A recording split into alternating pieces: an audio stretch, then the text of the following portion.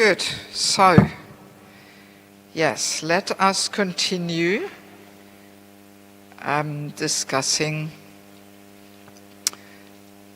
one of the aspects of Vaishnava etiquette, how to dissolve the false ego. Basically, we can say these two tracks which I'm often mentioning. There's this one track of chanting the holy name, and the other track is serving according to Vaishnava etiquette and culture. These are the two tracks by which we move forward, or the Goloka Vrindavan Express moves forward. You know, it's Vaishnava etiquette and culture plus chanting. You know, yes. Vaishnava etiquette and culture is really our saving grace. You know, it's like Krishna's crutches he gives us to learn to move forward and transform these false ego-driven patterns of behaviors. Right? Yes. That's why, you know, it doesn't matter in which part of the world we live. It's not that Vaishnava etiquette is only for people living in India or something, and here it's all different or something. No, if we want to dissolve our false ego and make our heart a right place for cultivation of bhakti, and if we want to, you know, prepare ourselves to really receive all that power and potency the holy name carries, you know, we need to implement this Vaishnava etiquette and culture, because that helps us while we are not spontaneously there to act, you know, as Trinada Pisanichana. So therefore the Vaishnava etiquette and culture helps us, you know, to transform the patterns of behaviors. So we can say, because our false ego is so near and dear to us, that's why we like to protect it and defend it. You know? Yes. Instead of dissolving and subduing it, we protect and defend it. So now we may have all heard that eating, sleeping, mating, defending, they are the so-called animal propensities, which we try and keep to a bare minimum.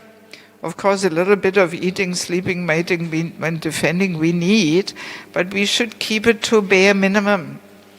So, and interestingly, we hear a lot about the eating, sleeping, and mating, that we have to keep that to a minimum, but we don't talk so much about the defending, right? No, we don't. You know, and of course defending, we may mainly think of physical defense, but no, what we talk here now in connection with the false ego is the verbal defense. The verbal defense, you know.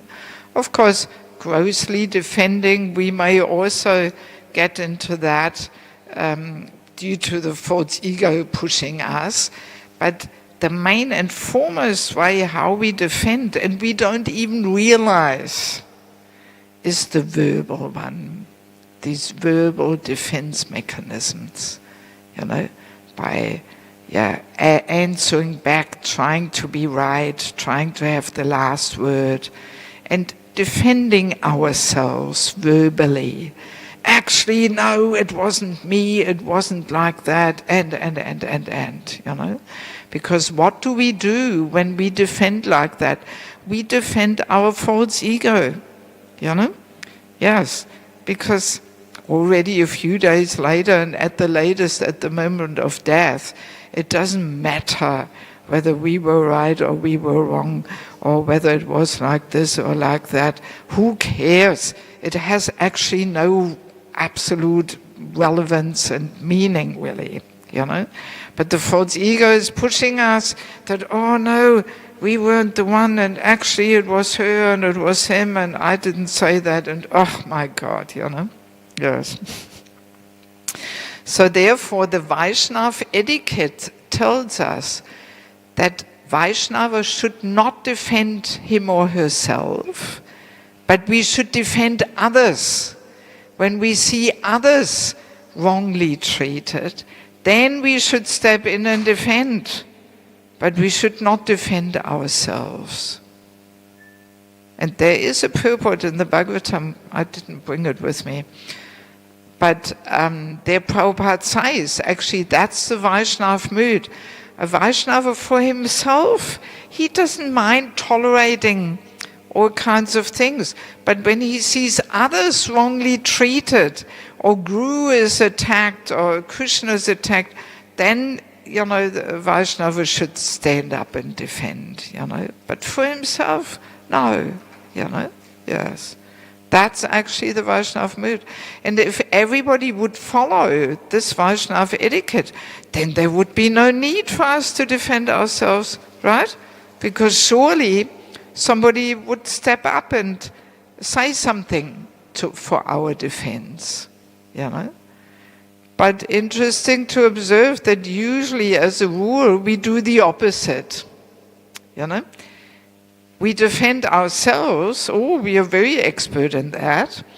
But when we see somebody else wrongly treated, we turn away. We don't want to get involved. Or it may damage my relationships and if I say something. So then we better be quiet. It's none of my business, But actually we should act the other way around, We just should defend others, and for ourselves we shouldn't mind, That's actually the Vaishnava etiquette, And yes, we have so many mechanisms for defense. There's so many mechanisms. One of the main and foremost mechanism how we defend is by blaming others. We are so good at that, isn't it? We always blame, we point the finger at others, or we blame the external situation. It's because of this and because of that, and actually it was her fault, and they hear or they do the wrong thing, and So we're always blaming others or blaming the external situation, finding excuses, Yes. These are all subtle mechanisms to defend our false ego. In other words, we say, everything is fine with me. It's as though the other people are at fault, And like that we defend our false ego, And sometimes this false ego is pushing us so much, so strongly, we can hardly even control our tongue, We have to say it and boom, it all comes out. I remember once when I was giving the seminar in Mayapur, I was just discussing for 2 hours. Usually I spend so much more time on all these topics. So we were discussing for 2 hours this whole topic of not defending. And then afterwards I spoke to one, he was a younger devotee, young bhakta, He took part in the seminar. And I can't even remember what the topic was. I was saying something to him. And he immediately started to defend like anything. And I was saying to him, Prabhu, we've just talked about it. Remember, don't defend, But he couldn't even hear it. He was going on and on and on, That's how the false ego pushes us, and we can't even control, we can't hear, we can't understand, and it all comes out of our mouth, Yes. So we are just so trapped, in these false ego patterns of behaviors, completely, And Vaishnava etiquette and culture is our only saving grace, So that's why Vaishnava etiquette says, especially towards a person who is senior or superior, it's very uncultured to defend, to answer back, to try and have the last word. very uncultured. Oh, it's against the etiquette. I mean, having this defending propensity in general towards anybody is inappropriate, but especially towards seniors, especially. So even if, let us imagine, our spiritual master may chastise us for something which we didn't even do, right? So the proper way to respond would be not to defend, not to say, oh, Guru Maharaj, it wasn't actually like that, and it was like this and this and this. No. The Vaishnav mood would be to say, okay, Krishna, I've been a rascal, I've done so much nonsense, and I didn't get chastised, So now, let me just accept this chastisement as an opportunity to dissolve my false ego. And it's a challenge for the false ego. When you get chastised for something you didn't even do, or the false ego rebels and protests. Hey, it wasn't you. Let the world know that you were right, and and it wasn't like that. And ego is crying for justice. Oh yeah, so strong. So that's where the whole dissolving is of the false ego. That we just see, okay, Krishna must have some reason why he put me in this situation, that I receive some chastisement unfairly. And if it is really such a serious thing, and everybody would follow the Vaishnava etiquette, then surely somebody will step up and say to our Guru, actually, by the way, Maharaj, it was a little different, and actually that person was not so much at fault there or something, Yes. So, but we, for our own benefit, we should just embrace and welcome the situation to let go of our false ego. Yes. Then we really make so much progress and get so much benefit. Because as I was saying, already a few days later, and at the very latest at the moment of death, nobody cares, whether we did that or somebody else did it or whatever, it doesn't matter. It doesn't matter. Yeah, and this defending propensity, is so strong. You may know Harisori Prabhu. You have met him personally? Yes? He was here in Sydney when I joined, actually. And he was taking us for this vibrant, dynamic Harinam Saturday nights. We used to have big Italian feast here Saturday nights with spaghetti and koftas and pizza and ice cream and all that. And then after that we were all going on Harinam, big group, 50, 60, 70 devotees. It was really dynamic times. So and Harisori Prabhu used to lead the Harinams, it was very, very blissful. So in any case, I know Harisori Prabhu for many years personally. So when I put my books together, I often contact him and ask him about Prabhupada's stories, that he verifies them, that they really happened like this, and not it's just some Prabhupada said story which never happened or something. So, and because he traveled with Prabhupada for quite some time as a personal secretary, so when I put the False Ego book together, I wrote to Harisori Prabhu and I asked him, so Prabhu, can you give me a story from your life serving Prabhupada where you defended towards Prabhupada? So, and he gave me this nice story, which I wanted to share with you. So Prabhupada asked Harisori, give me the red folder from the Almirah, from the cupboard. So, and Harisori Prabhu goes to the cupboard and says, Prabhupada, there is no red folder.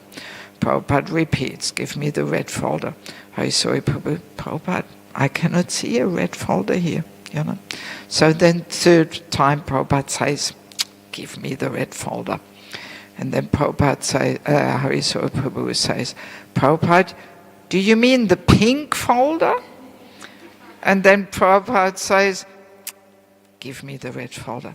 And then Hari Sori Prabhu takes the folder, which he thinks is pink, and he gives it to Prabhupada, and he says, Prabhupada, it's pink.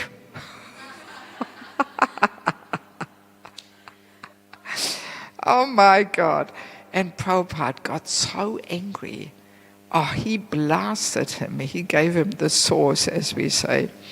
He was giving him a whole lecture. So now you have become very expert in defending yourself towards your spiritual master, and going on and on. So, I mean, such a response is really completely inappropriate, saying to Prabhupada, Prabhupada, it's pink, it's not red, I'm right, you're wrong, oh my God, this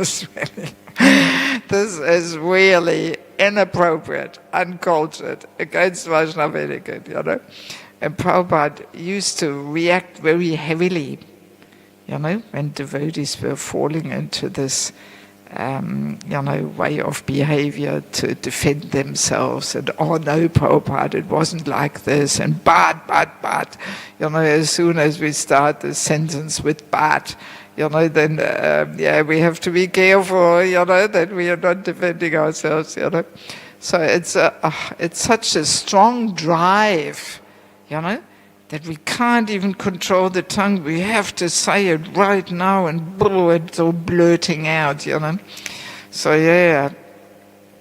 So that's why, to control the urge to speak is very important, Rupa Goswami tells us that in Nectar of Instruction, the urge to speak, the mind's demands, the actions of anger, tongue, belly, genitals, they have to be controlled, Yeah, so this defending propensity, very strong, very strong. So now, of course, because we don't have much time, a very common question coming up, because that leads us actually to the topic of tolerance, That actually tolerance is a very important quality to cultivate in spiritual practice. And our main examples are always Haridas Thakur, Prahlad Maharaj, embodiment of tolerance, Yes, very important qualities. So I have collected a few nice statements about this topic of tolerance in my little verse book, under T for tolerance. So in the first canto, 18th chapter, verse 48, it says, the devotees of the Lord are so forbearing that even though they are defamed, cheated, cursed, disturbed, neglected, or even killed, they are never inclined to avenge themselves. Ooh, Yeah, we are far away from that, aren't we? So far away, Yes. Yeah, so very strong statement, Devotee is so forbearing, so tolerant that even though he may be defamed, cheated, cursed, disturbed, neglected, or even killed, they are never inclined to avenge themselves, Powerful. And there's another nice statement also in the 11th canto, 19th chapter, verse 36 to 39. It says there, tolerance means to patiently endure unhappiness, such as that provoked by the insults or negligence of others. So, one of the main challenges for the false ego is when we are insulted or when we are neglected. Very painful for the false ego, Yes. So, and tolerance means to patiently endure such kind of unhappiness coming from being insulted or being neglected, Yes. Of course, saying this does not mean that we are justifying violence or abuse, for the sake of tolerance, you know?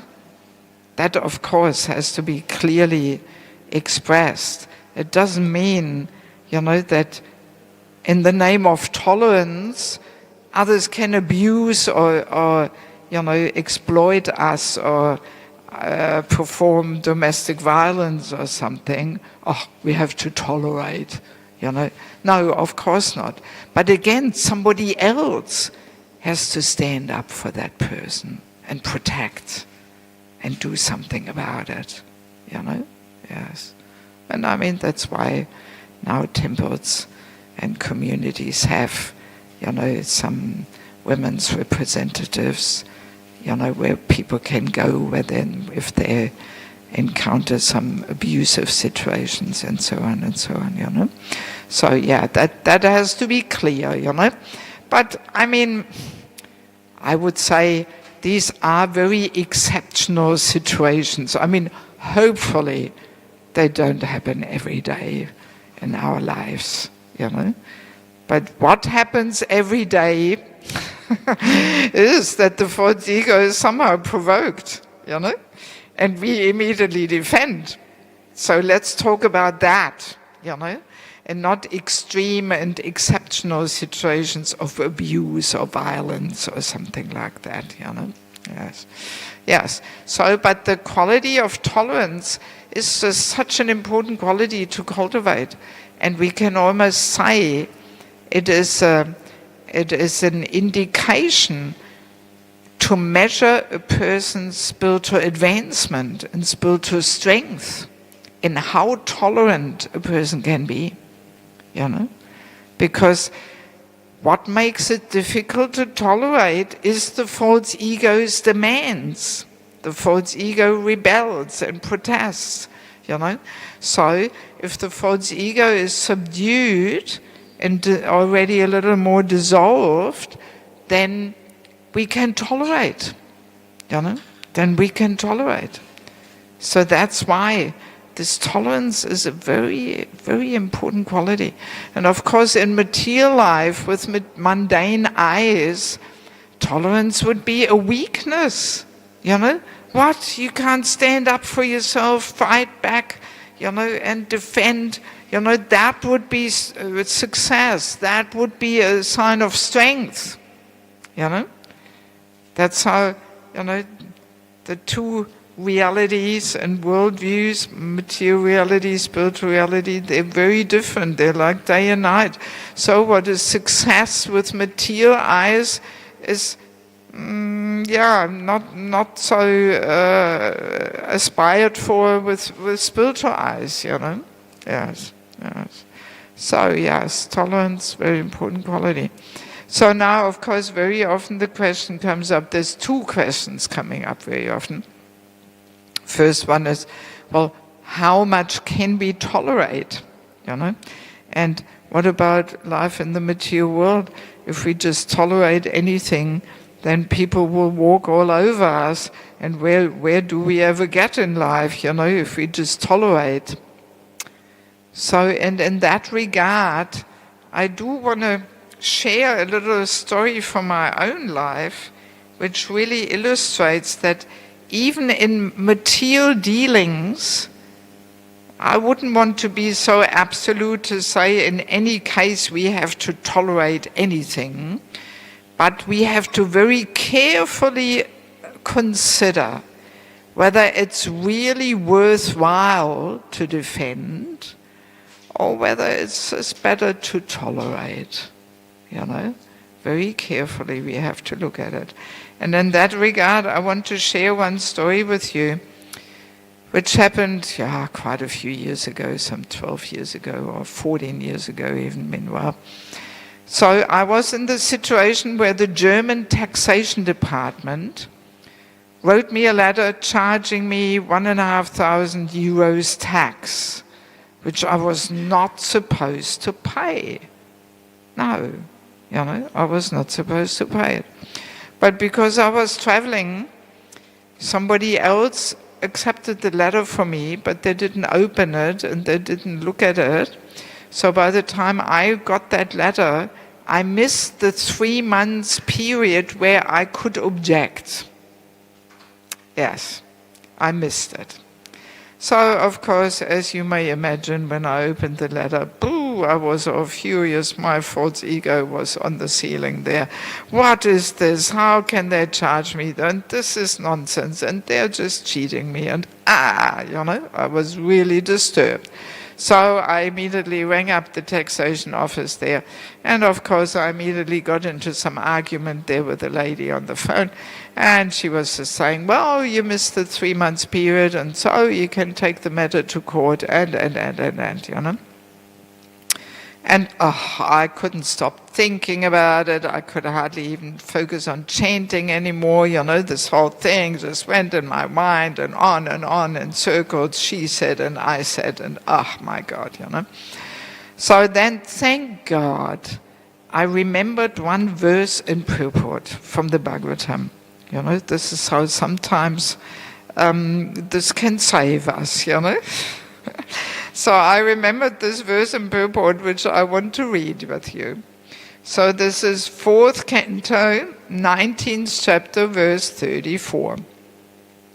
There it says, we should always remember that if something happens by providential arrangement, we should not be very sorry. The more we try to rectify such reversals, the more we enter into the darkest region of materialistic thought. That's the verse. So now Prabhupada explains. Sometimes the saintly or very religious person also has to meet with reversals in life. Such incidents should be taken as providential, although there may be sufficient cause for being unhappy. One should avoid counteracting such reversals, for the more we become implicated in rectifying such reversals, the more we enter into the darkest region of material anxiety. Lord Krishna has also advised us in this connection. One should tolerate things instead of becoming agitated. So I remembered this. And that was really my saving grace. And I thought, okay, let me just accept it as Krishna's arrangement. I haven't paid much tax in this lifetime. Maybe I still owe them something. So let them have it. And I just paid it. And, well, it took me a few days to really let go of it. The false ego was still protesting, Oh, you shouldn't have paid this Krishna's Lakshmi, and that was unfair, and you didn't even have to pay that money, and blah, So the false ego was still harassing me a bit for a few days. It took me a few days to let go of it, but not that long, not more than a week or something. So, and I just kept in the back of my mind, at the moment of death, is this important, whether I paid the $1,500 euros tax or not? No, who cares? Already now and already a few days later, it was all unimportant actually. Because on the absolute platform, eternal reality is my relationship with Krishna. That's the eternal reality. Everything else is just part of the nonsensical stage performance here. On the absolute platform, it has no significance. None, actually. Yes. Yeah, and I could experience immediately what Prabhupada is describing here. That by contemplating to counteract such reversals, I was just entering the deepest, darkest region of material anxiety, Just thinking, should I now take them to court? And oh my God, and no, I just paid it, and that was it, Yes. So we have to see things as providential, meaning Krishna's arrangement, Yes. And we have to be very careful. Careful even in mundane things. We have to carefully consider, is it all worthwhile to battle? Is it really worthwhile? You know? Yes. Or will we just ruin our whole bhajan and we can't concentrate anymore, we can't chant peacefully anymore? Is it really worth it, all that, you know? Yeah, we have to carefully consider. And we may have to take the guidance of a mentor. That's why this book, Sheltering Relationships, is of such great importance. Because especially in connection with the false ego, we need that well-wishing friend who we have faith and trust in, you know, who is more experienced, who can guide us, you know, because very easily we cannot see, and we may just take shoulder off the false ego's demands and go along that path and then launch some court case and get all entangled there and, you know.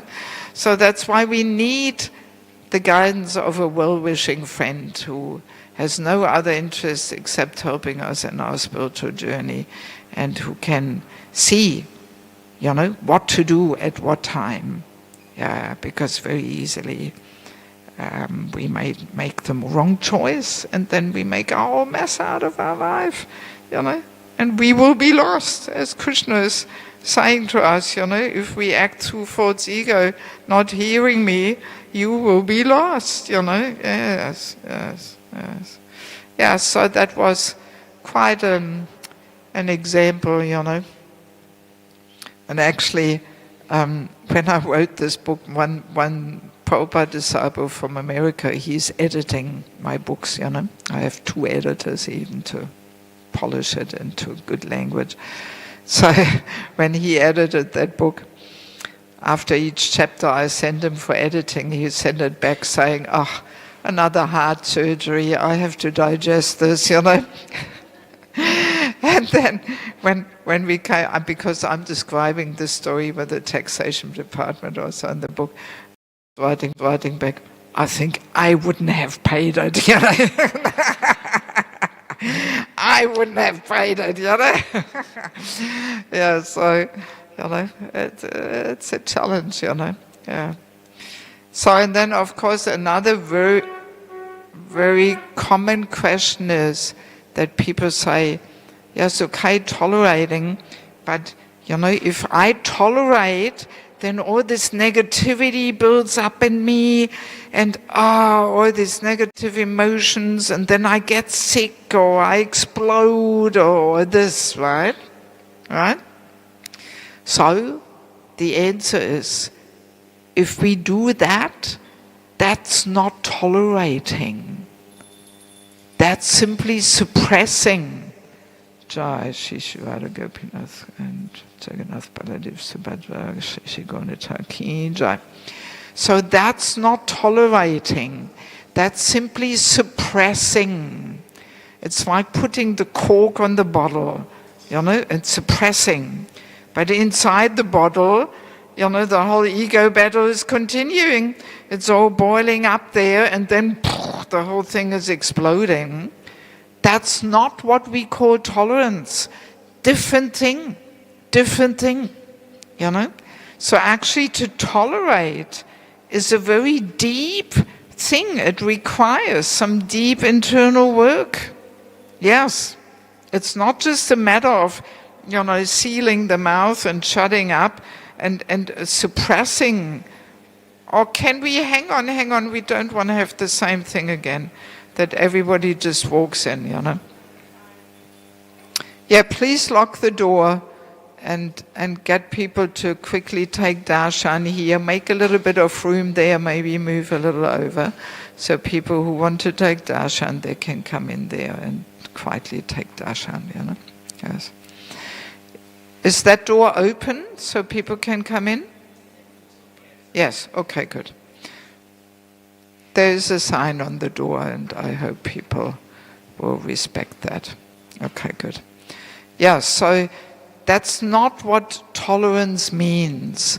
Actually, to tolerate means that we are able to see Krishna's hand in the whole situation, you know? That we realize Krishna is trying to teach me something here. Why is he putting me into this situation? What does he want me to learn? You know? So cultivating tolerance, there's two tools which we need to have to cultivate tolerance. One of them is humility, and the other one is faith in Krishna. Without faith in Krishna, we cannot tolerate, you know? We have to have that faith in Krishna, that Krishna is there. There is some reason why we experience a certain situation. And, you know, what does he want to teach me? We have to learn to see our situation with Krishna in the picture, Krishna's hand in it. That actually is what it means to be Krishna conscious, you know, to see Krishna in the picture. And it's not so easy. If we experience some challenge, some, you know, difficulty, not so easy to actually see Krishna in the picture, you know. And very often we cannot see Krishna in the picture, and we're all angry and offended and enraged, and we can't even see Krishna in the picture, you know. And then of course, we cannot really take shelter of Krishna. That's what it means to take shelter of Krishna, that we see Krishna's hand in it, you know. Yes. So, and if we have that mood, and another Vaishnav mood is to think, actually, I'm such a rascal. I deserve so much worse than this. But Krishna is so kind, he only gives me one drop of what I really deserve. You know? That's the Vaishnava humility. You know, to think, actually, I deserve so much worse. Krishna is so kind, he is only giving me one drop. You know? So if we have that attitude, that we see Krishna in the picture, and we have that humility of understanding, actually, I deserve much worse, then there is no question of this internal ego battle continuing and building up until we explode or get sick or whatever, you know. Yeah, so cultivating tolerance requires some deeper internal work. It's not just a question of, you know, suppressing. You know, that's usually what we do when we think, okay, I have to tolerate, I just suppress. But internally, you know, the whole false ego battle continues. And then we don't get anywhere, you know. And then we can become more frustrated and despondent and, or we drown ourselves in guilt feelings or whatever. So that will not lead us anywhere.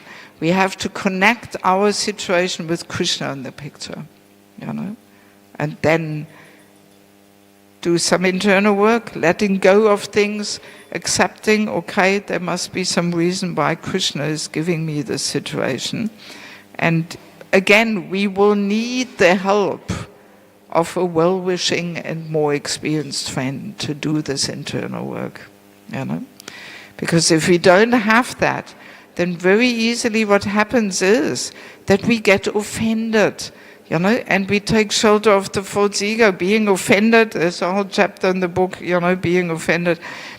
That's also part of the false ego, you know, that the false ego is crying for justice and fairness and, oh, they shouldn't have treated me like that, and you know. So, yeah, we have to, if we don't have this well-wishing friend, then very easily some misunderstanding may happen in our devotional life with some devotees at the temple or in marriage or whatever. And then we get offended, we take shelter of the false ego, and we walk out, you know?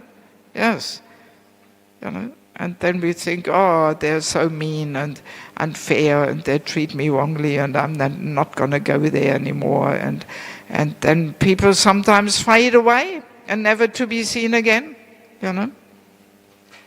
So we need these trusting, sheltering relationships, you know, where we can open our heart and reveal our mind, and we know this person, you know, wants our very best and can show us, you know, where we have to work on ourselves and where we acted inappropriately, and you know, otherwise very difficult to make advancement, you know. Yeah, so much about the tolerance. Before I ask for questions, I do want to share one more thing, which is very practical and helpful. So what do we do if we now, after this whole discussion, we realize, oh my God, I'm always doing the wrong thing, you know? I'm always answering back, want to have the last word, want to be right, or the folder is pink, not red, and, you know? So, what do we do? So I have 5 very practical points and steps which are very effective in transforming any unwanted patterns of behaviors. This is even like in regards to envy, like in the Sheltering Relationships book, there is a chapter on envy in it. So, and if we recognize, oh, we are envious, so how do we get rid of these envious patterns of behaviors? Or, you know, here false ego, actually false ego, envy, they're very good friends. They always, you know, stick together, and they like to move around together, you know. They like each other, you know. So what do we do? So step number 1 is always that we have to hear about the topic. That's why I like to discuss these topics, just so that we become more conscious of them, more mindful, more aware, you know? Because Prabhupada was saying, before becoming Krishna conscious, we have to first become conscious. Because so often we are just so unconscious, you know? Just saying things, doing things, we're not even conscious, we're not even mindful. What are we doing? What are we saying? How are we affecting others around us? And we're just so unconsciously floating, you know, through our day and through our life, and we don't even realize what is going on because it's all so subtle, you know. And interestingly, I forgot to mention this, I mean, there's so many things. How the false ego contaminates the intelligence. And the contaminated intelligence very often twists things around to such an extent just to, you know, fulfill the false ego's, you know, demands of being right. You know, maybe you've had this experience, you know, that another person experiences a certain situation completely different. And you're wondering, my God, are we talking about the same incidents here? You know? Or is the other person lying? Or what's happening here? You know? So let us remember, there is no objective experience. Even hearing, everybody hears something completely different. There is no objective hearing experience. According to our material attachments, desires, false ego, they all act like a filter through which we hear and experience. You know? So, and what is happening when the false ego is very strong and prominent and wants to be right? Then the false ego contaminates the intelligence, and the contaminated intelligence twists things around just to satisfy this ego's demands of being right, you know? Yeah, so it's good to understand how it works, you know? How this false ego is affecting the intelligence, and then the affected intelligence distorts everything and twists things around, you know. So yes, good to hear. First, step number 1 is always the hearing. So we become more conscious of envy, false ego, how they affect us, and, you know. So then, step number 2 is desiring. That after hearing, you know, we hopefully get the desire. Okay, my God, I have to do something here. You know, I have to do some work and subdue and dissolve this false ego. I want to transform my patterns of behaviors. I'm trapped in this ego patterns of behaviors. Always jumping at any bait that the false ego gives us. We defend and answer back. So my God, obviously, like this, I cannot go back to Godhead. Because to go back to Godhead, we have to dissolve the subtle body of mind, intelligence, false ego. Has to completely dissolve and spiritualize. Not so easy. Not so easy. It requires a lot of internal work. So desiring to do something about it. That's step number 2. So now, step number 3. We catch ourselves doing the wrong thing. Oh, hang on. No, that was the next step. Sorry. Step number 3 is be introspective and honest. That's the step number 3. This has to become almost like our second nature, that we always introspect. Hang on, what did I just say? What took place in this unpleasant exchange I just had? How did I contribute to this? That we look in our heart and we have to be honest. Yes, because honesty, as we know, is the last leg of religion. So without honesty and introspection, we can't get anywhere in our life. No, we can't. Because the contaminated intelligence is so expert to always find the justifications why we are right and we are good, and it's the fault that everybody else is. Yes. So introspection and honesty, that's the third point.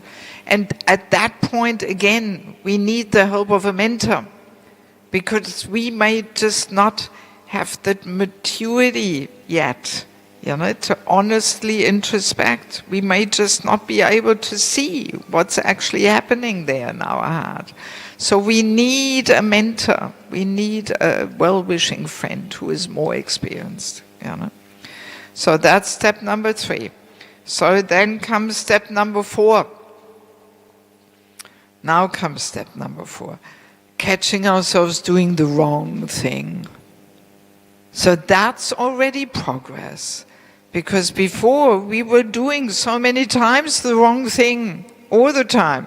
And we were not even realizing it's the wrong thing, right? So now we catch ourselves. We regret, oh my God, again, I couldn't help myself. I had to have the last word. It's pink, not red. So, So we catch ourselves doing the wrong thing. That's already progress.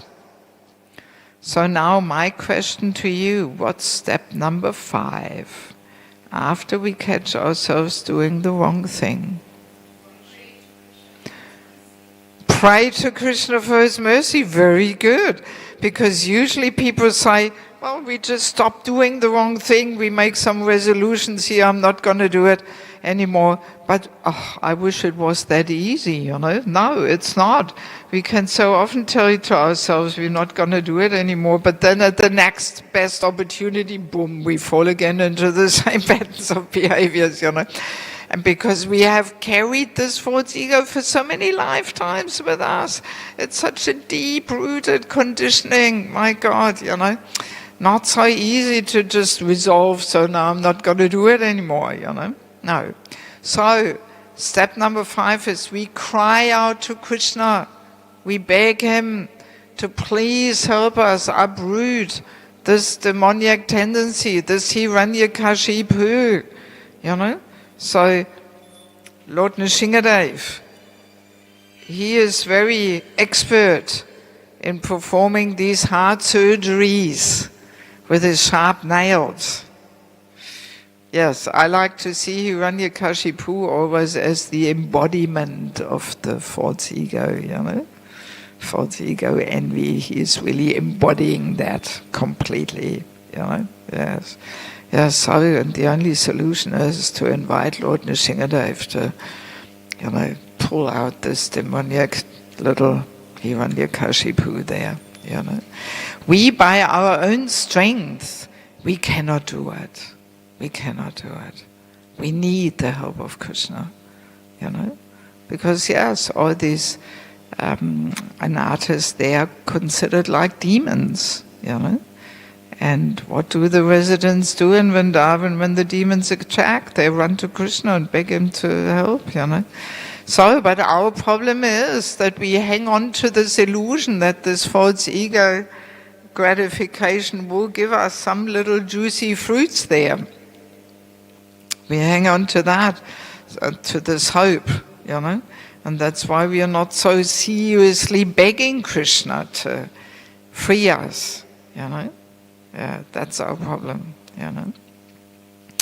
But yes, so, and if a devotee engages in these last 3 steps of being introspective and honest, catching ourselves doing the wrong thing, crying out to Krishna, being introspective and honest, catching ourselves doing the wrong thing, crying out to Krishna, introspection and honest, catching ourselves doing the wrong thing. Sorry, did I say wrong thing or right thing? Wrong thing, of course, sorry. Wrong thing. And, you know, crying out to Krishna. So then, sooner or later, we come to step number 6. And that is, we catch ourselves doing the right thing. Yes, it really works. You know, I'm applying the same principle in my life, and I have that experience. It works. If we are willing to do this internal work, then sooner or later we will face some daily situation where we realize, oh wow, you know, a few weeks before I would have reacted differently. I would have, you know, been agitated and responded and had the last word and defended, you know. But now I can just let it go by without getting provoked and agitated. I can just let it go by, you know. And we realize, wow, yes, this must be Krishna's help, you know. Yes, because for so many years I couldn't do it, but now all of a sudden, gradually, you know, some little transformation takes place, and we can actually transform our patterns of behaviors, you know, yes, by Krishna's mercy, not our own credit, you know. Yeah, so if we are willing to, you know, embark on this internal journey of working on ourselves, that's actually when we make advancement. So making advancement in Krishna consciousness is not some external thing of just, you know, becoming a big devotee there and having first, second initiation and some title and position and all that. That's just all some external thing. You know, the real thing that counts is the internal work we are ready to do, you know, to dissolve the false ego, you know. And then at the moment of death, we will just sneak out through the back door there and go back to the Godhead, even though we may be a very insignificant devotee, you know. Yes. Yeah, so becoming some big famous person. I mean, there's heavy purports in the Nectar of Devotion. Prabhupada makes the statement that as long as we desire to enjoy this gratification of becoming more and more important, either in the spiritual sense or in a material sense, Prabhupada says, as long as we maintain that desire, we cannot really relish the really sweet taste of devotional service. Wow. When I read that the first time consciously, quite some years ago, I really thought, God, you know, I want to taste the real thing. I better give up this desire of wanting to become an important person, you know. And don't we all in our own way want to become an important person? My God, you know, so again, that's the false ego's demand there, you know. And as long as we hang on to that taste, then we taste something else. We taste the ego gratification and not really the really sweet taste of devotional service, you know. Yeah, so it's a whole big topic, you know. But anyway, yeah, these these 5 steps, I find them very simple and practical, and they really work, they really work, Okay, so time is really up. Let me see if somebody has some little concluding question. Yes.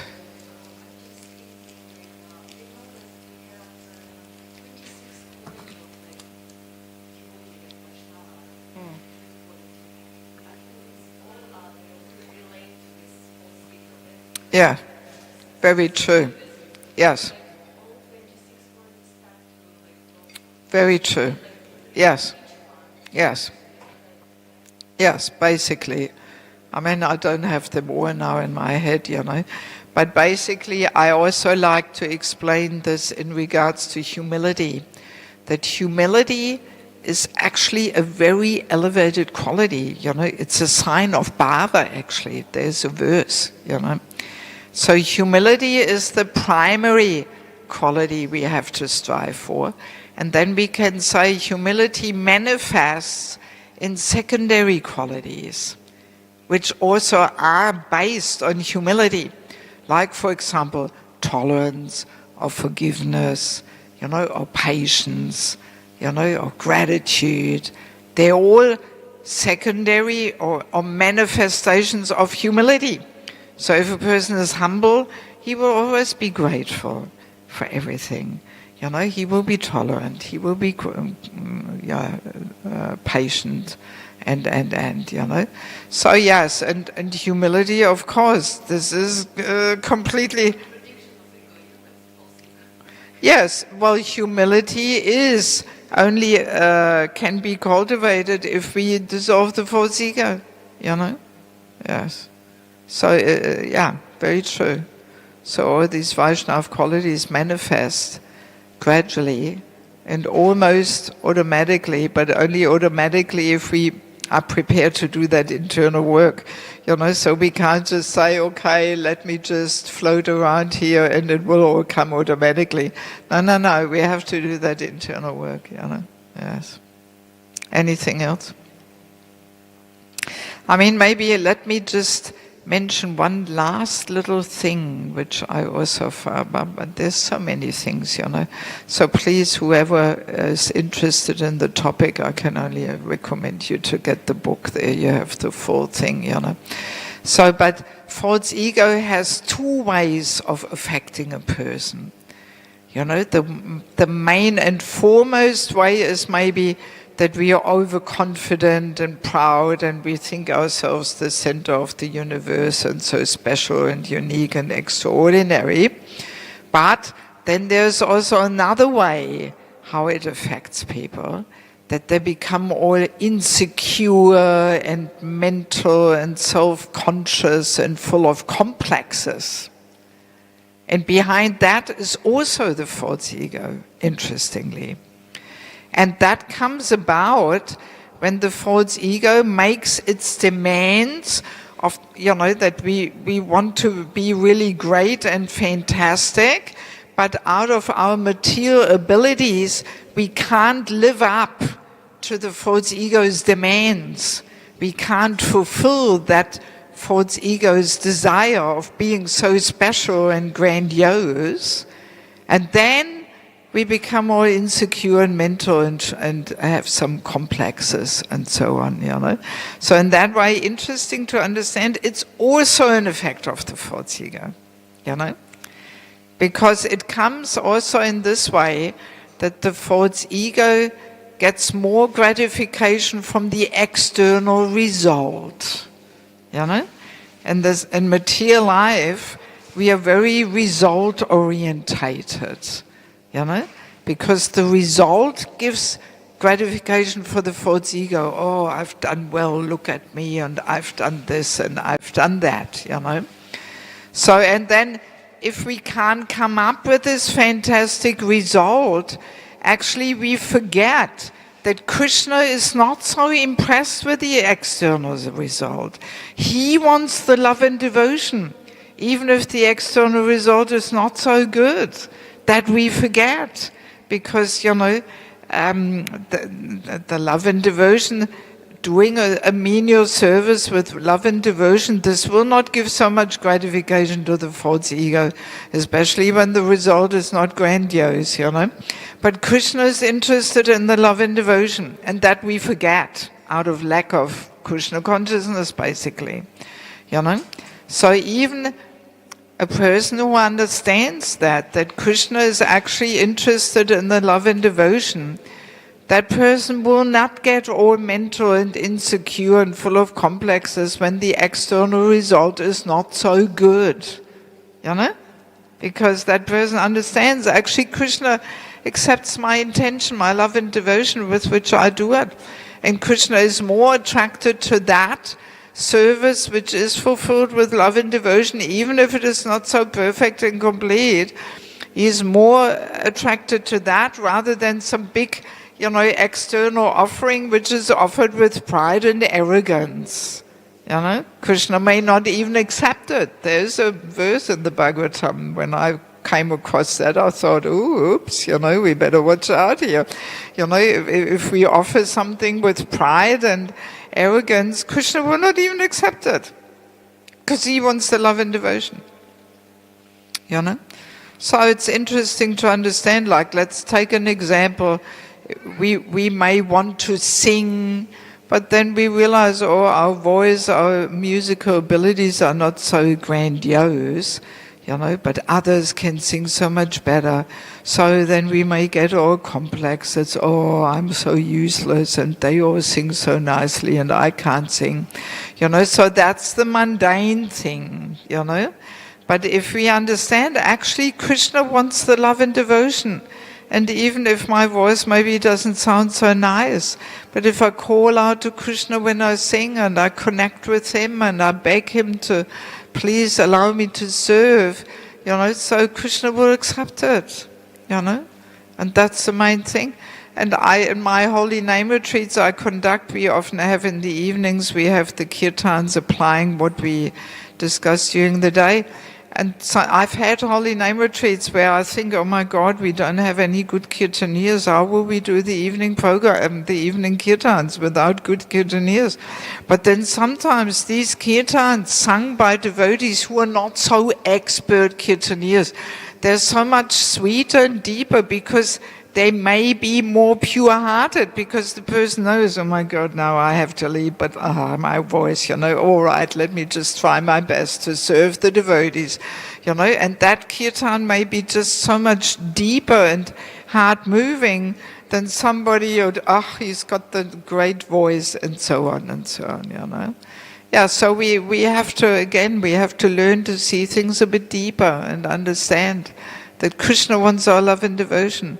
And we should not be so attached to just this external result, understanding that gratifies mainly the false ego. That external result is mainly gratifying the false ego, but Krishna is interested in the love and devotion, Okay, that was the last point I want to share. So do we have any more questions? Somebody had their hand up, yes.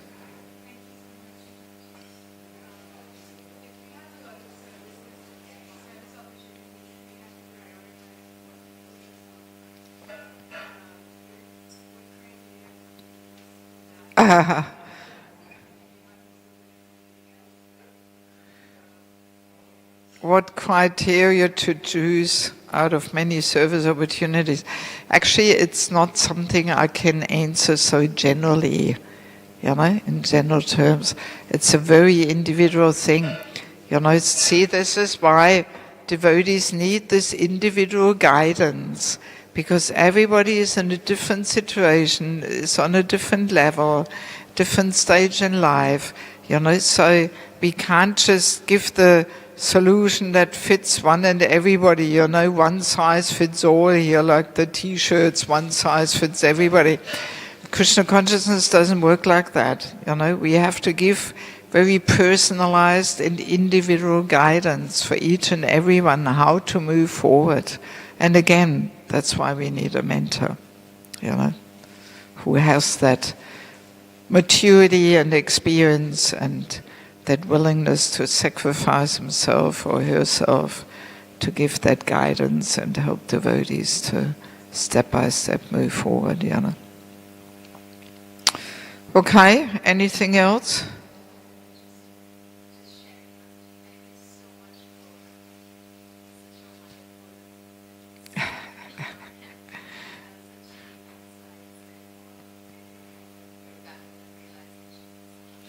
Okay, well, yeah, so thank you for coming, showing some interest in this, and I hope there's more people also on the internet who may watch it or watch later on the recordings.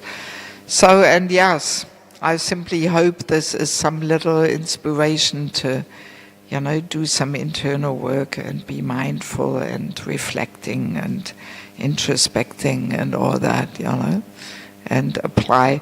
I mean, there's so many more things to say.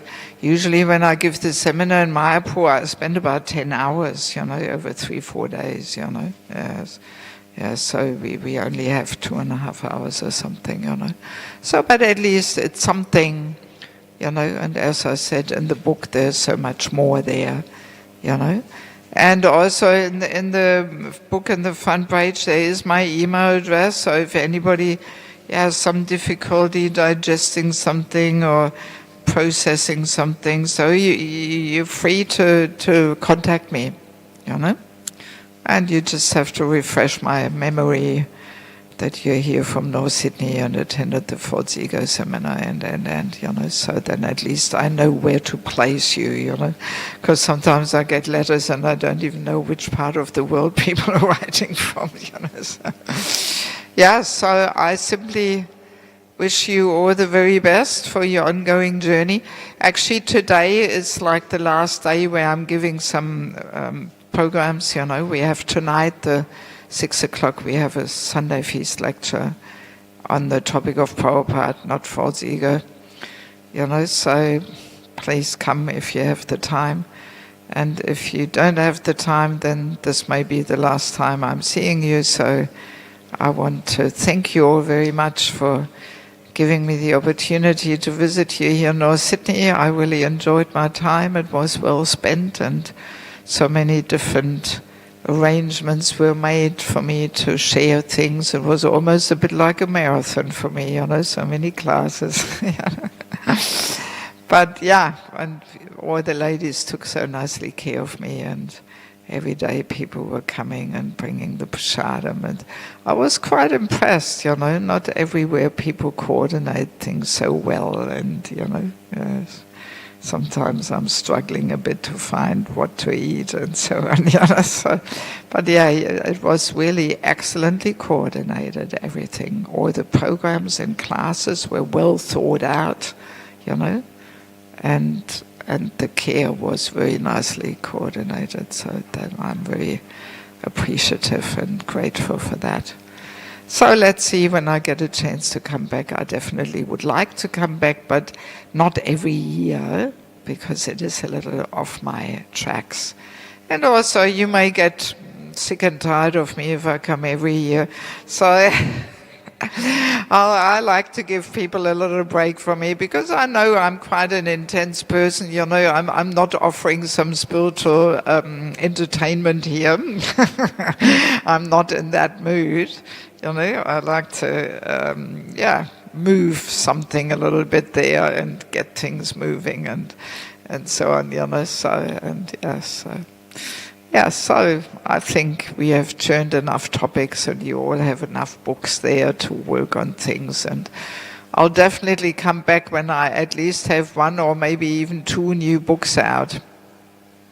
There's a few more topics, you know. Okay, thank you so much. And I believe there is some prasadam hopefully still waiting for us all. I was requesting that there's enough lunch for all the participants. Thank you so much. Srila Prabhupada ki, Samaveda Bhaktivinoda ki, Gaura Premanandi, Hare Hare Bol. Hare Krishna, Srila Prabhupada ki.